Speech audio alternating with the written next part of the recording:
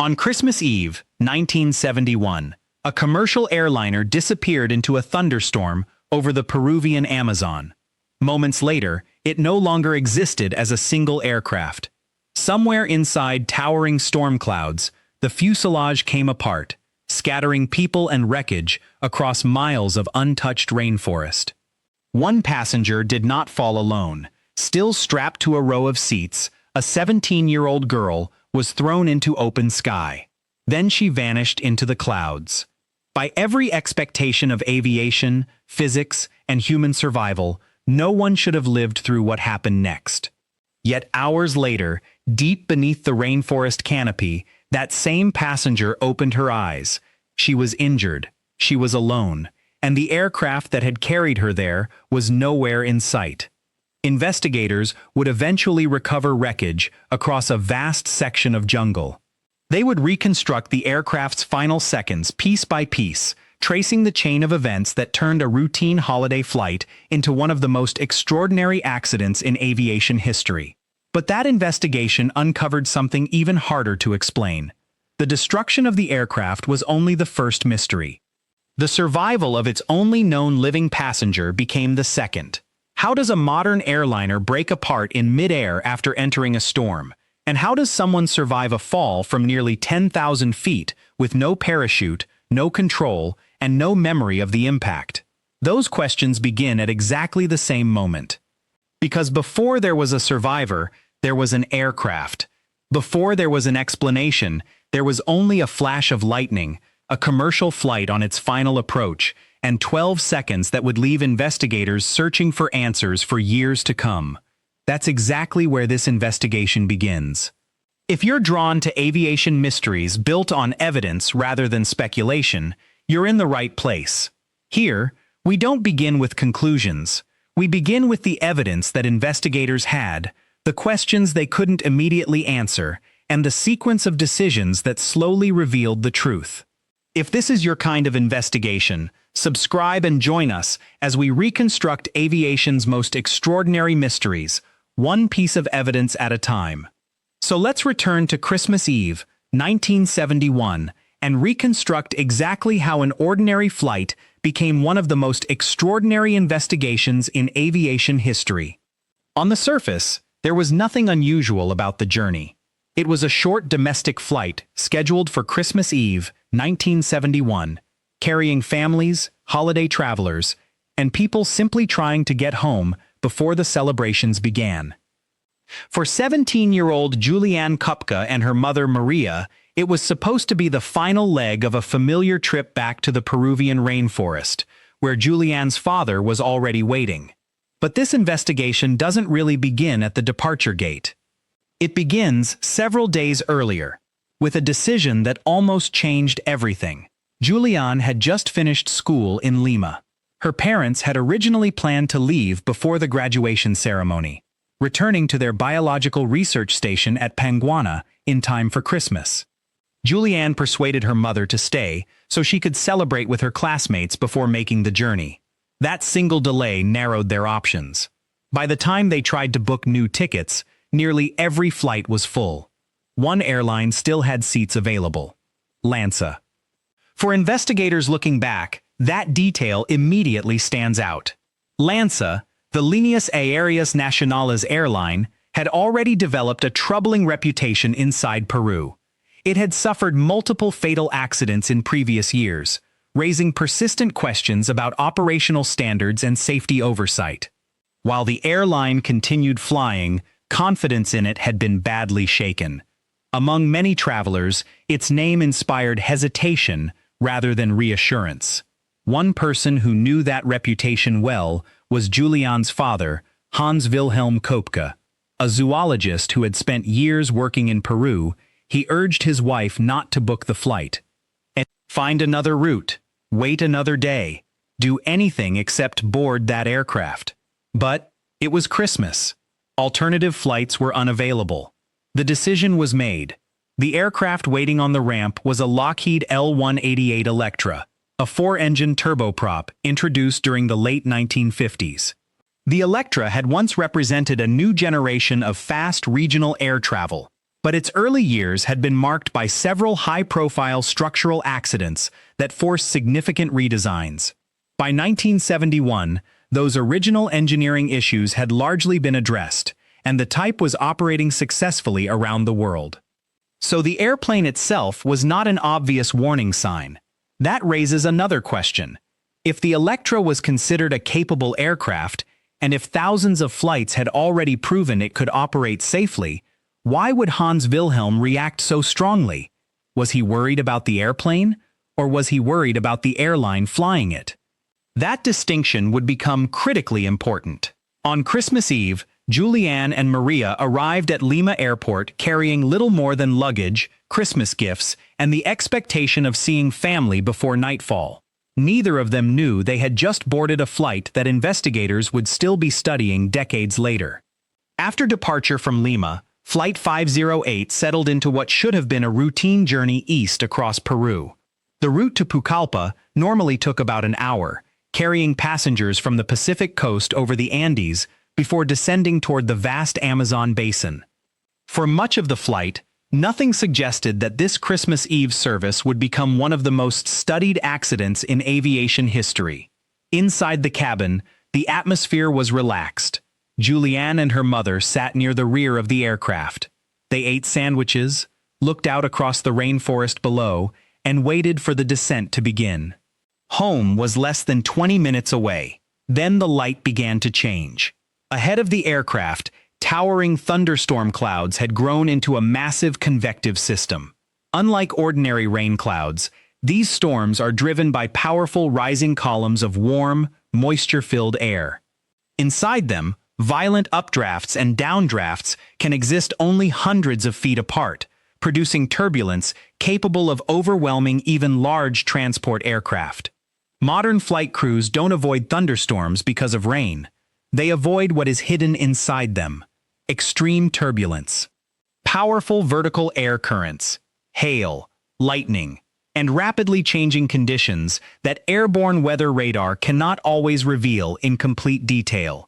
Radar can identify areas of heavy precipitation, but it cannot directly display the invisible air movements that often pose the greatest threat. As Flight 508 continued toward Pucallpa, passengers watched daylight disappear beneath darkening clouds. The cabin changed with it. The first jolts were strong enough to interrupt conversations. Then came heavier turbulence. Overhead compartments opened. Bags shifted. Wrapped Christmas presents slid through the cabin. Drinks spilled. People who had been quietly waiting for landing now gripped their seats. Julianne would later remember lightning flashing repeatedly outside the windows as the aircraft shook with increasing violence. Her mother, already an anxious flyer, broke the silence. "I hope this goes all right." It was less a conversation than a quiet hope spoken into the noise. Exactly what the flight crew could see from the cockpit remains one of the unanswered questions surrounding the accident's final moments. They were descending toward their destination while confronting one of the most dangerous weather environments a transport aircraft can encounter. Whether they believed they could safely pass through it, or whether the situation deteriorated faster than anyone anticipated, would later become central to the investigation. Then came the flash. Julianne recalled seeing an intense burst of white light near the wing. For an instant, it illuminated everything. Her mother's final words followed almost immediately. "Now it's all over." Passengers screamed. The engines roared against the storm. And then, silence. Not because the aircraft had struck the ground. Not because the flight had ended. But because, somewhere inside that storm, Flight 508 stopped being a single airplane. Before investigators could explain why one passenger survived, they first had to answer a far more immediate question. How does a commercial airliner simply disappear in midair? The first assumption is the easiest one to make. A lightning strike hit the airplane. The airplane crashed. Case closed. But when investigators finally reached the Amazon, the evidence refused to support that sequence. The wreckage wasn't concentrated around a single impact point. Instead, it was scattered across a vast area of rainforest. Large sections of the aircraft were found far from one another, along with seats, luggage, Christmas presents, and passengers. That pattern immediately told investigators something critical. Flight 508 had begun coming apart before it reached the ground. This was no ordinary crash. It was an in-flight breakup. That distinction changes everything. When an aircraft remains structurally intact until impact, investigators reconstruct a crash from a single wreckage site. But when major components separate in the air, every piece becomes a timestamp.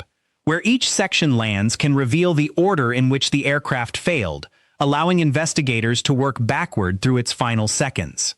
The jungle had preserved a map. Investigators simply had to learn how to read it. Julianne's account became one of the first pieces of that puzzle. She never described bracing for impact. She never described the aircraft diving into the forest. Instead, she remembered something far stranger. One moment she was inside the cabin. The next, she was no longer inside the airplane at all. As she would later explain, it did not feel as though she had left the aircraft. It felt as though the aircraft had left her. Still strapped into a row of 3 seats, she found herself suspended in open air. Below her stretched an unbroken carpet of rainforest. Then the seat began to rotate. She remembered the forest spinning beneath her before everything faded into darkness. She lost consciousness long before reaching the ground. That testimony aligned remarkably well with the physical evidence recovered from the wreckage field. Entire sections of the cabin had separated while the aircraft was still airborne, ejecting passengers before the main impact. The airplane had not descended as a complete machine. It had fragmented into countless pieces, each following its own path toward the forest below. But another question immediately emerged. Commercial aircraft are routinely struck by lightning. In fact, modern airliners experience lightning strikes on a regular basis and are engineered with conductive paths that allow electrical energy to pass safely through the airframe before exiting the aircraft. A lightning strike alone is rarely enough to destroy an airplane. So what made this flight different? Did the lightning itself trigger the breakup, or had the aircraft already been pushed beyond its structural limits inside the storm? That distinction would become one of the investigation's most important challenges. Because if lightning was only the final event, something else had already begun to go wrong.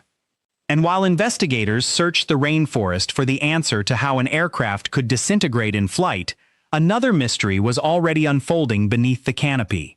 Somewhere below, one section of 3 passenger seats had reached the forest floor, and against every expectation, one of the people still strapped into it was about to wake up.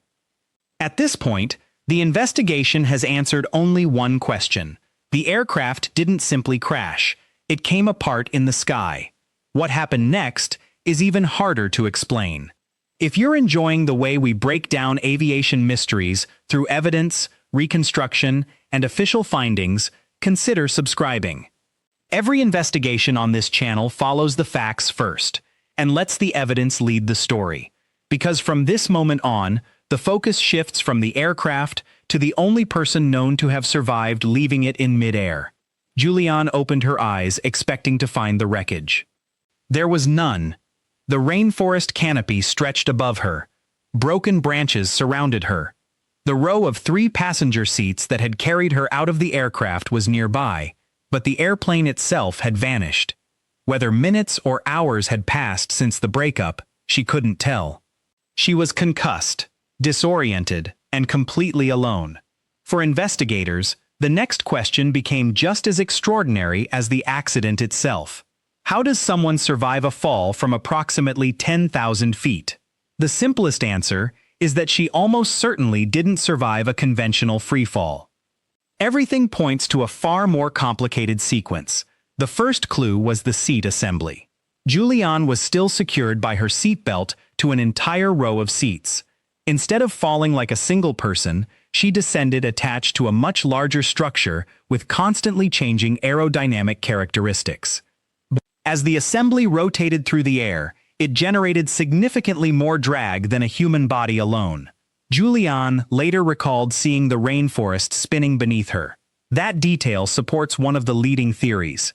A rotating object continually changes its angle to the airflow, increasing drag and reducing its rate of descent. It is not the same as a parachute, nor does it behave like one. But compared with an individual in freefall, a rotating seat assembly can lose speed more effectively as air pushes against its larger surface. Then investigators considered the weather. The thunderstorm that had torn Flight 508 apart was driven by intense vertical air currents. Inside these systems, powerful downdrafts exist alongside equally powerful updrafts. Some researchers believe Julianne's descent may have intersected rising air that partially slowed her fall. It remains only a theory. There is no way to reconstruct the exact airflow inside that storm decades later. The final unknown lay beneath the trees. The Amazon rainforest is not a flat surface. It is a layered structure of branches, vines, and dense vegetation extending from the towering canopy to the forest floor. If the seat passed through multiple layers before reaching the ground, each impact would have absorbed part of the remaining energy, slowing the final collision. No single factor fully explains what happened. The seat, its rotation, possible storm updrafts, the forest canopy. Perhaps they all contributed. Perhaps chance played the largest role of all. What is certain is the condition in which she was found. She suffered a concussion, a broken collarbone, deep cuts, severe bruising, an injured eye, and a torn ligament in her knee. Under ordinary circumstances, several of those injuries alone would have made walking almost impossible. Yet she stood, not because she had escaped unharmed, because surviving the fall was only the first test. The aircraft had failed. The laws of probability had bent in her favor. Now the Amazon would decide whether that impossible survival lasted longer than a single day. When investigators reconstructed the days after the accident, they uncovered another mystery. It wasn't how Julianne survived the fall, it was how she survived long enough to be found. When she regained consciousness, her first instinct was not to escape, it was to find her mother. For nearly a full day, she remained where she had landed, drifting in and out of consciousness as the effects of the concussion took hold. Only when she realized no one was coming did she begin to move. She had almost nothing. One sandal, a torn summer dress, pain in nearly every movement, and no clear idea where the aircraft had fallen. What she did have was knowledge.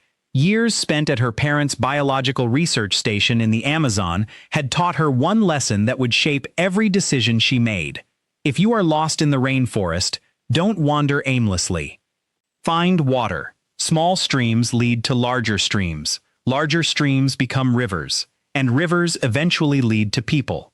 That simple rule became her navigation system. As rescue operations expanded above the jungle, aircraft searched thousands of square miles of dense rainforest. From the air, however, the Amazon presents an almost continuous green canopy. Wreckage, survivors, and even emergency signals can disappear beneath layers of vegetation more than 100 feet thick. Search crews could fly directly overhead without seeing anything below. Julianne heard them. Again and again, the sound of aircraft engines echoed through the trees. Rescue was close enough to hear, yet impossibly far away. She could not build a signal fire. Everything was soaked by the rainy season. She had no radio, no reflective equipment, and no open ground from which to attract attention. The jungle had hidden her as effectively as it had hidden the wreckage. As the days passed, she followed narrow streams deeper into the rainforest, surviving on little more than water and a small packet of candy she found among scattered debris. She avoided unfamiliar fruit, knowing many rainforest plants are poisonous. She floated in rivers instead of walking through dense undergrowth whenever possible, remembering another lesson from her father. Moving water was safer than becoming lost beneath the canopy. Then came a discovery investigators would later view differently. She found 3 passengers still strapped to their seats. They had not survived. Julianne feared one of them was her mother until she noticed painted toenails. Maria never painted hers. She kept moving. On the 11th day, exhausted, infected, and covered in insect bites, she found a small riverside shelter used by local lumberjacks. There she treated the maggot-infested wound in her arm with gasoline, another technique she had learned from watching her father care for injured animals. The following day, the lumberjacks returned. They fed her, cared for her injuries, and carried her by boat for hours until she could finally be flown to safety. Only later would investigators uncover one final, heartbreaking truth. Julianne was not the only passenger to survive reaching the ground. She was simply the only one who survived long enough to leave the jungle. The rescue of Julianne Kopka answered one question. It did not answer the one investigators cared about most. Why had Flight 508 come apart in the first place? In the weeks that followed, recovery teams pushed through dense rainforest, locating sections of fuselage, engines, seats, luggage, and the remains of passengers scattered across a wide area. Unlike an accident where an aircraft strikes the ground intact, this wreckage pattern told investigators that the breakup had begun while the aircraft was still in flight. The distribution of the debris became evidence in itself. Every fragment marked another point in the aircraft's final sequence. Investigators reconstructed those pieces alongside weather information, survivor testimony, and the aircraft's known route toward Pucallpa. Gradually, a chain of events emerged, not a single catastrophic failure, but a series of decisions and conditions that converged inside one of the most hostile weather environments a flight crew can encounter. The official investigation concluded that the aircraft had entered an area of extremely severe convective weather. That finding matters. Commercial aircraft are certified to withstand lightning strikes. In fact, most airliners are struck by lightning at some point during their operational lives and continue flying safely. The electrical current typically passes through the aircraft's conductive structure before exiting with little lasting damage. Lightning alone was not enough to explain what happened. Instead, investigators looked at the environment surrounding that strike. Inside a mature thunderstorm, violent updrafts and downdrafts can impose enormous aerodynamic loads on an aircraft. At the same time, heavy precipitation, turbulence, hail, and rapidly changing airflow place both the airplane and its crew under intense pressure. If those conditions become severe enough, structural loads can increase dramatically in a very short period. The investigation ultimately determined that operating into hazardous weather was the critical factor that placed Flight 508 in circumstances from which recovery became impossible. Attention also turned toward the airline itself. LANSA already carried a troubled safety record before Christmas Eve, raising difficult questions about operational judgment and safety culture. Why continue into conditions known to be hazardous? What information was available to the crew? Could the flight have diverted or delayed its approach? Some of those questions could never be answered with complete certainty. The cockpit could no longer speak for itself. What remained was the evidence, the wreckage, the weather, the aircraft's final path. Together, they formed the basis of the official conclusion. For aviation investigators, the accident reinforced a lesson that remains fundamental today. Thunderstorms are not dangerous because they contain lightning. They are dangerous because they are dynamic systems capable of producing multiple hazards at the same time, many of which cannot be fully appreciated from the cockpit until it is too late. One mystery had finally been resolved. The investigation explained why the aircraft was lost, but it could never completely explain why, among everyone aboard, one teenage passenger emerged from the same chain of events alive. Some accidents end with a cause. LANSA Flight 508 ended with a cause, and an exception that still defies easy explanation. The official investigation answered the aviation question. Flight 508 entered an environment that no airliner should willingly penetrate. The chain of operational decisions, combined with extreme convective weather, led to an in-flight structural breakup. The accident reinforced a lesson that still shapes aviation today. Thunderstorms are not obstacles to fly through. They are systems to avoid entirely. Modern weather radar, improved forecasting, stricter operational procedures, and better pilot training all reflect lessons learned from accidents like this. Commercial aircraft also continue to be designed and certified to withstand lightning strikes, reducing the risk that a single event can become a catastrophe. That part of the mystery has an answer. The other never completely will. Juliane Kopka recovered from her injuries, returned to Germany, studied biology, earned a doctorate, and eventually came back to Peru to continue the scientific work her parents had begun. The rainforest that nearly claimed her life became the place where she devoted much of it. Years later, she returned to the crash site, confronting memories that investigators could document but never truly measure. Scientists can identify the factors that favored her survival. The seat assembly may have slowed her descent. The rotating fall likely increased aerodynamic drag. The storm may have contained rising air. The rainforest canopy absorbed part of the impact. Her childhood knowledge of the Amazon guided every decision after she landed. Each explanation is supported by evidence. None is sufficient on its own. Perhaps that is why this accident still commands attention more than half a century later. It is remembered not only because an aircraft was lost, but because one verified survivor challenged assumptions about both aviation and human endurance. The investigation solved the mechanics. It never solved the improbability. If another passenger had occupied that same seat, if the breakup had occurred a few seconds earlier, if the storm's airflow had been different, if the canopy below had been thinner, would anyone else have survived under exactly the same conditions? More than 50 years later, no investigator, engineer, or scientist can answer that with certainty. And that is why the story of LANSA Flight 508 remains one of aviation's greatest mysteries. As modern airliners climb above towering storm systems every day, they carry with them lessons written in investigations like this one. Every procedure, every weather avoidance decision, and every improvement in training exists because investigators refuse to stop asking difficult questions. Here on Aviation Mysteries, that's exactly what we'll continue to do.